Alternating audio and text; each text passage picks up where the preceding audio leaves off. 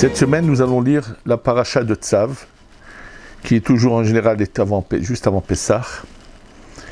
Et cette paracha, on va commencer à voir ensemble, question qui devrait nous sauter immédiatement aux yeux. Vaidaber Adonai el Moshe les morts. Dieu parle à Moshe en lui disant, donc pour les morts, c'est pour qu'il dise à quelqu'un d'autre. Et en général, qu'est-ce qui est marqué? Il devait transmettre des lois à Aaron, son frère, on aurait dû avoir la phrase suivante, Daber el Aaron, Velbanav les morts, parle à Aaron et ses enfants. Or, ce n'est pas le cas. Il n'y a pas le mot Daber, il y a le mot Tzav, ordonne. Naturellement, c'est sûr que Rashi se pose la question, et la question a été posée déjà bien avant, et Rashi de nous ramener le Torah de Kohanim, En Tzav et là Lashon Zirus. Tzav vient dans le sens pour une sorte de mise en garde, de les faire agir rapidement, pour lui et pour les générations, et dit Rabbi Shimon, c'est Rabbi Shimon ben Yochai, il faut surtout une mise en garde pour que les gens agissent vite, surtout quand il y a une perte d'argent. Pas une perte, ça veut dire une dépense. Alors bien sûr, les commentateurs se sont posé la question. Aaron n'a aucune dépense. Aaron ne fait que emmener les sacrifices qu'on lui apporte. Donc, quel est le rapport de tout ce qui est là? Et pourquoi, et comprendre plus profondément en quoi, qu'est-ce que veut signifier ce mot Tzav? Ce qu'il faut savoir, c'est que la Gemara, dans Masechet Sanhedrin, ramène que ce mot Tzav est en fait une allusion à s'opposer à ce qu'on appelle la Avodah Zara. Le mot Avodah Zara, qui est souvent traduit par idolâtrie, dans notre cas précis, ce n'est pas le cas. Alors, je vais vous montrer juste encore un exemple, puisqu'on a parlé de cela. Là, j'ai devant moi, bien sûr, le Sidour du Rashash. Alors, et justement, on retrouve un peu cette même idée dans le Korban Tamid. Dans ce que nous récitons tous les matins à la Tfila, Vaidaber Adonai Moshe les morts, Tzav et Bene Yisrael, Ve'amarta lahem, alehem et kobani lahmi leishai. Et il s'agit bien sûr là des Bene Israël auxquels on demande de faire ces deux sacrifices du matin et du soir qu'on doit faire tous les jours, qu'on appelle Korban Tamid. Et là, dans le Sidour donc du Rashash, à côté du mot Tzav, est marqué la chose suivante. Valeur numérique du mot Tzav, ce sont deux noms de Dieu. El Adani. El Adnout, ça veut dire 31 et 65. 31 et 65, ça fait 96. Et il explique qu'est-ce que cela signifie. Que va sortir un feu puissant du monde de la Hatzilut pour brûler les déchets et le mal qui se trouve dans le monde de la Assia de tous les mondes. Ce que je voudrais ici vous expliquer, n'oublions pas que Aaron à Cohen a commis une erreur, et sans le vouloir, un peu par rapport à lui, il y a eu le veau d'or. Et donc, on pourrait comprendre que maintenant, il a fallu que Moshe intervienne pour qu'il puisse continuer à être quand même Cohen. Donc, sinon, il n'aurait pas été choisi pour emmener les sacrifices. Et là, on pourrait lui dire, on peut comprendre qu'on lui dit, fais attention, tu vas réparer grâce à ce que tu fais, tu vas réparer la faute du veau d'or, grâce au fait que tu vas emmener les sacrifices. C'est-à-dire que tu vas servir Hachem. Maintenant, de quoi s'agit-il? Qu'est-ce que veut dire Rabbi Shimon en disant c'est une mise en garde pour les générations quand il y a de l'argent qui doit sortir de la poche. En fait, le problème, le mot tsaf que la Gemara dit Avodah Zara, le mot Avodah Zara, si on le traduit textuellement, c'est pas idolâtrie, c'est un service étranger, c'est-à-dire servir quelque chose qui est étranger à Dieu. Et en fait, l'Avodah Zara existe à tous les niveaux et chez beaucoup d'individus. Beaucoup de gens ne sont pas des idolâtres, ne croient pas ni dans le bouddhisme, ni dans la chrétienté, ni dans l'islam, ni dans d'autres formes d'idolâtrie quelconque, mais chez beaucoup, il peut y avoir ce qu'on appelle de la Avodah Zara. Et cela, c'est vraiment l'occasion, avant Pessah, de le comprendre et de savoir ce que ça veut dire. Et je vais revenir sur un sujet qui m'est très cher, que j'ai eu l'occasion déjà d'aborder avec vous. On approche donc de cette fête de Pessah. Et nous savons qu'à Pessah, il y a une obligation, le premier soir de Pessah, de manger de la matzah. Mais cette matzah qu'on doit manger le premier soir de Pessah doit être faite avec, dans l'esprit de celui qui l'a fait, de dire je la fais pour la mitzvah. Et d'ailleurs, c'est pour ça que certains individus qui ont des problèmes comme des enfants ou des adultes pas tout à fait clairs dans leur tête, qui ne sont pas tout à fait normaux, ne peuvent pas être utilisés pour confectionner la matzah que l'on va consommer, même si on est à côté, qu'on a vu qu'elle n'est pas chametz. Il n'est pas suffisant que la matzah ne soit pas chametz, mais il faut que la matzah soit faite chez mitzvah. Et naturellement, le Shulchan Aruch mentionne que chacun doit tout faire pour essayer d'être présent, de s'occuper lui-même de confectionner ses matzot. Alors bien sûr, celui qui tiendra absolument à la faire dans les meilleures conditions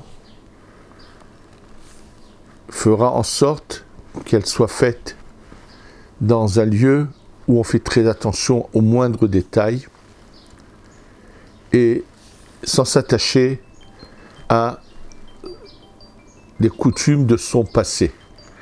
Chacun essaiera donc de choisir l'endroit dans lequel la matzah sera faite de la meilleure manière. C'est ça le plus important. Malheureusement, souvent il y a des gens qui tiennent absolument à conserver des coutumes qui en fait ne sont même pas des coutumes. Et je vais faire une parenthèse avant de continuer sur la matzah.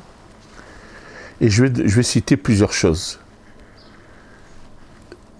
Il y en a qui, le soir de la recherche du Hametz, pensent que c'est presque une obligation, qu'il faut absolument qu'ils mangent des viandes grillées. Et il y en a qui font attention de manger les abats de viande grillés.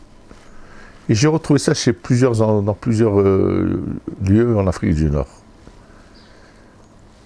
Il n'y a aucune coutume comme cela. Si les gens comprenaient d'où ça vient et savaient d'où ça vient, s'arrêteraient de s'attacher à des choses qui ne sont nullement un minhag, ce n'est pas une coutume. Tout simplement. En Afrique du Nord, avant Pessah, les gens qui avaient des moyens aidaient des familles nécessiteuses. Et on s'arrangeait à ce que tout le monde pour la fête de Pessah et de la viande en quantité suffisante. Donc, on s'arrangeait à ce que chacun ait un mouton pour la famille. Et donc, le shochet venait passer de lieu en lieu. Les gens habitaient souvent, c'était des grandes cours autour desquelles il y avait des petites maisons, parce que c'était des endroits où les gens n'étaient pas forcément très riches. Et là venait le shochet. Et bien sûr, maison par maison, il faisait la shrita dans la cour en question du mouton pour qu'ils aient de la viande pour la fête. Alors bien sûr, dès qu'ils... c'était partout cette coutume que les gens faisaient un mouton entier pour la fête. C'était un moyen d'avoir de la viande pour cette fête. Et comme c'est une fête où on a l'obligation de penser aux pauvres, donc on s'arrangeait à ce que tout le monde ait un mouton.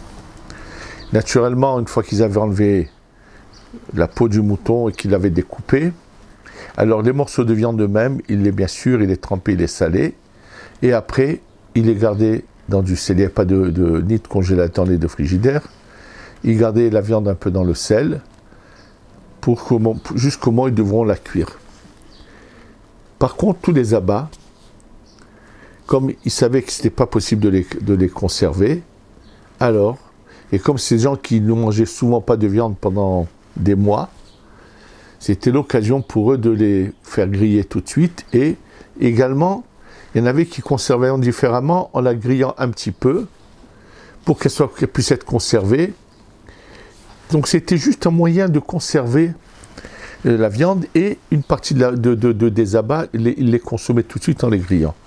De ça, il y en a qui en ont fait une coutume, et pour eux, c'est peut-être encore plus important que le soir de Pessah, alors que c'est une soirée où on va se préparer à cette lumière grandiose qui doit venir le jour de Pessah, et non pas passer son temps à des sottises de ce genre. Ou bien j'en ai vu d'autres qui, la veille de Pessah le matin, pour finir de manger le chametz, il faut absolument qu'ils mangent une assiette de couscous. C'est pas un minag, ce sont des bêtises. Et ça s'appelle un service qui est étrange, qui n'a rien à voir avec la Torah. Il en est de même pour les matzot, quelle que soit la manière dont elles ont pu être faites quelque part où les gens ont vécu. Il faut ne pas s'attacher à ce qu'ils appellent ces coutumes du passé, mais de faire en sorte que ça soit fait de la meilleure manière. Et souvent, parce que les gens veulent s'attacher à des stupidités, ne font pas bien les choses. Ce qu'il faut savoir, c'est qu'à Pessah, on doit se préparer à ce que tout soit strictement kasher. Quelle sorte de avodah zara encore, de service étrange à Pessah il peut y avoir? Cette innovation, qui a d'ailleurs, on l'a montré du ciel qu'on n'en voulait pas, de chercher absolument à imiter des choses qui n'existent pas à Pessah, qui sont dans le Hametz. Le cas des pizzas kasher le Pessah.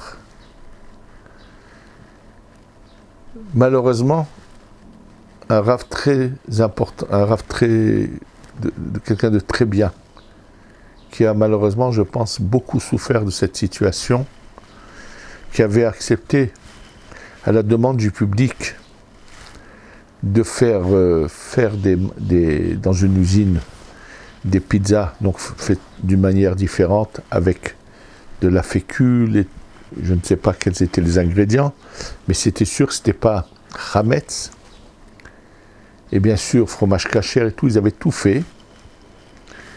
Et une année s'est passé quelque chose qui a beaucoup attristé ce rave, c'est que le mashgiach qui était sur place avait oublié un paquet d'étiquettes. Et que s'est-il passé?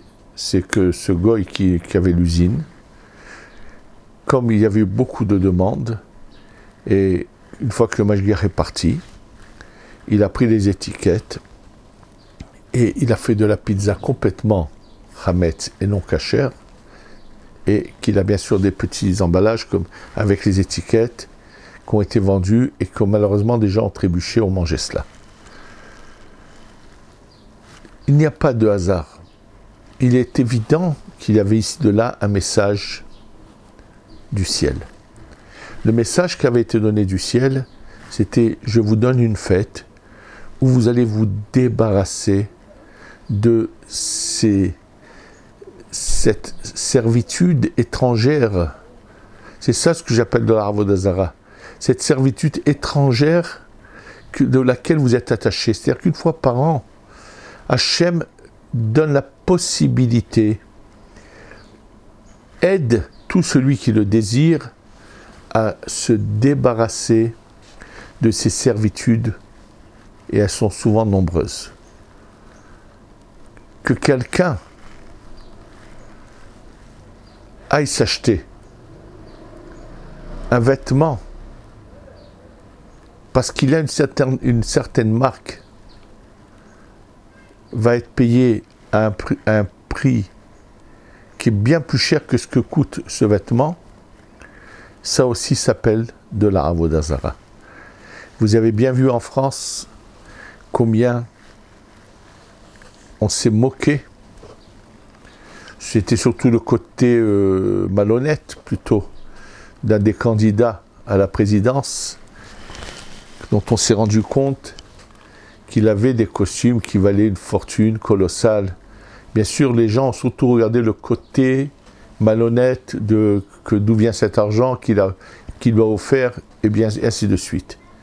Mais que quelqu'un aille payer un vêtement plus cher parce qu'il sera de telle ou telle marque, ça c'est une forme aussi de Avodah Zara.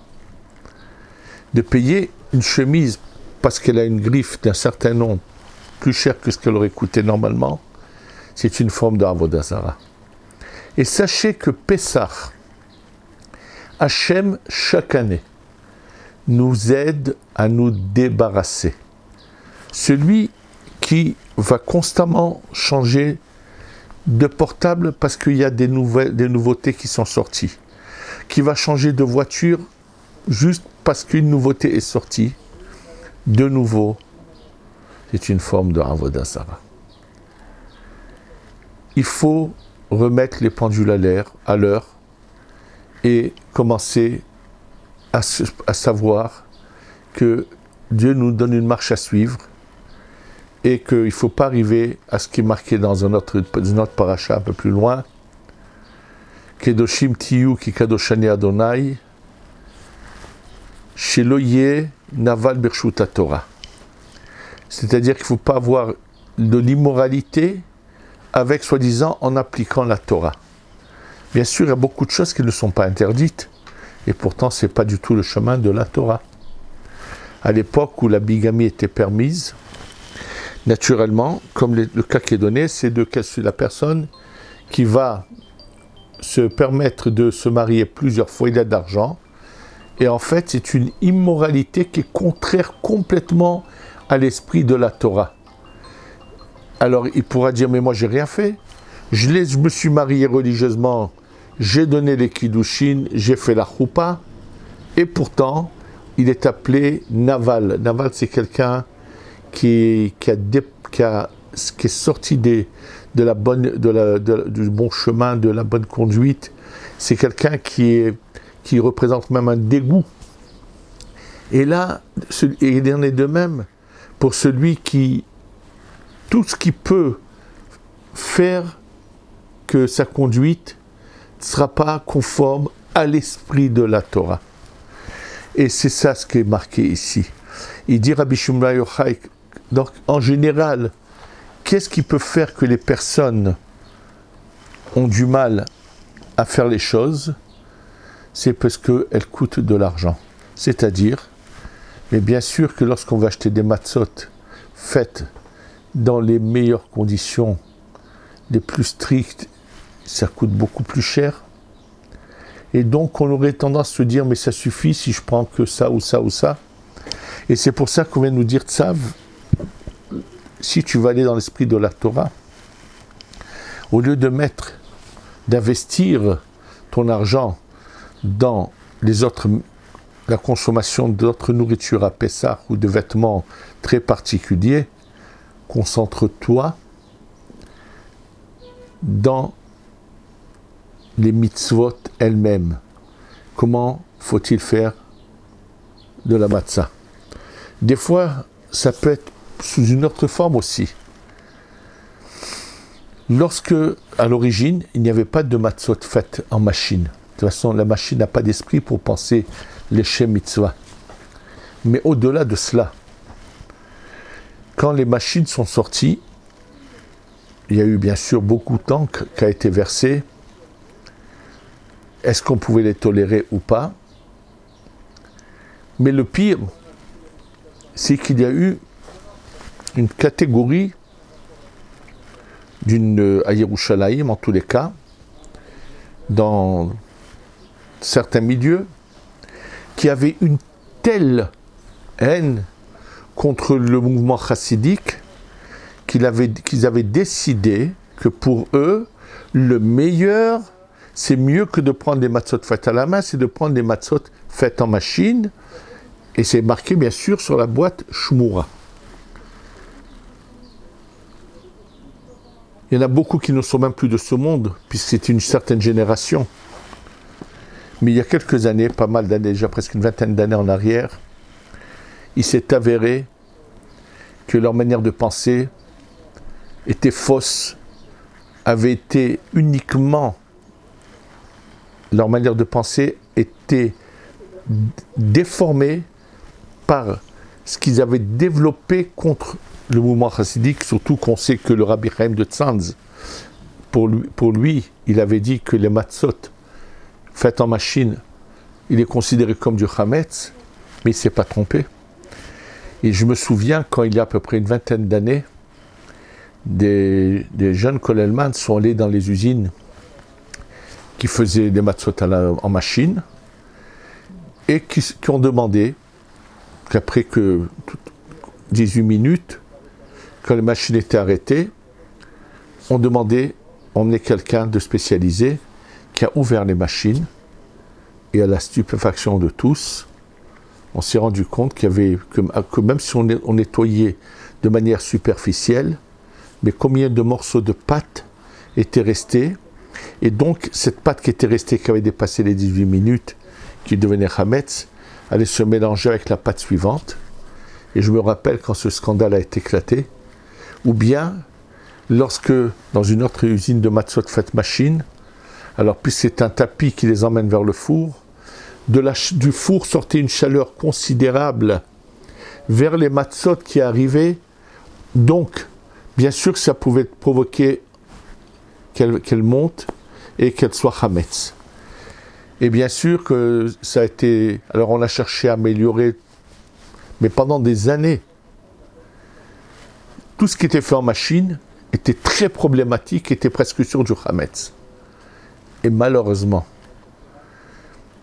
c'est une autre forme de avodah zara où certains personnages très orthodoxes ont décidé que eux maintenant sont plus intelligents que toutes les générations précédentes.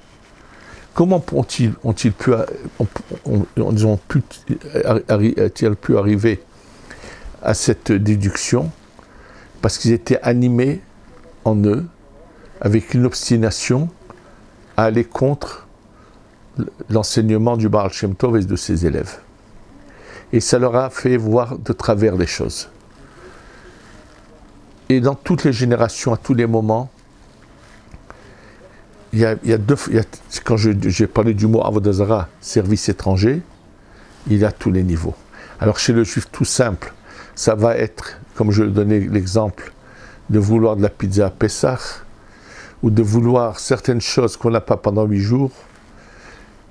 Quel mal y a-t-il si pendant une semaine, on va changer d'alimentation? Pendant une semaine, on va se donner au service d'Hachem. Donc, on peut ne pas transgresser la halakha, mais on est complètement en dehors de l'esprit de la Torah. Et c'est pour ça que cette paracha, qui parle des sacrifices, qui va parler des menachot, des offrandes qui sont faites de matzah en général, sauf dans un cas, mais c'est pour nous dire que si, pour le service de Dieu, la pâte devait être faite en matzah, Ça veut dire que la matzah, ce n'est pas juste d'abord, c'est sûr que ce n'est pas un souvenir de l'Égypte, mais comme elle est appelée dans le Zohar, Nehama de Asvata, le pain de la guérison, c'est pour nettoyer la Neshama. Et donc, c'est pas sans raison que le Ben Ishraï a dit que le soir de Pessah, quand on prend la matzah, on va l'embrasser, Hiboub mitzvah, pour montrer l'amour de la mitzvah. Il fut un temps où il ne serait jamais venu à l'esprit de qui que ce soit de ne pas passer la fête de Pessah chez soi, en famille. Et bien sûr de prendre le temps de cette mitzvah qui est de raconter la sortie d'Égypte, de développer ce récit. Aujourd'hui, c'est souvent devenu malheureusement une fête de vacances. Alors bien sûr, c'est 8 jours d'hôtel et de séjours de vacanciers un peu partout dans le monde. De nouveau, ce n'est pas du tout l'esprit de la fête de Pessah. La fête de Pessah est une fête où les portes sont ouvertes pour aller encore plus vers Hachem, se rapprocher de lui, sortir de notre exil personnel et de devenir des vrais serviteurs d'Hachem. Qu'Hachem fasse qu'on puisse ouvrir nos yeux et d'arrêter de faire de la Avodah Zara à tous les niveaux et qu'on devienne des vrais Ben Chorim, des vraies personnes qui vont dans l'esprit de la Torah, des hommes libres de toutes ces servitudes, quelles qu'elles soient. Qu'Hachem nous aide à arriver. Amen, ve Amen.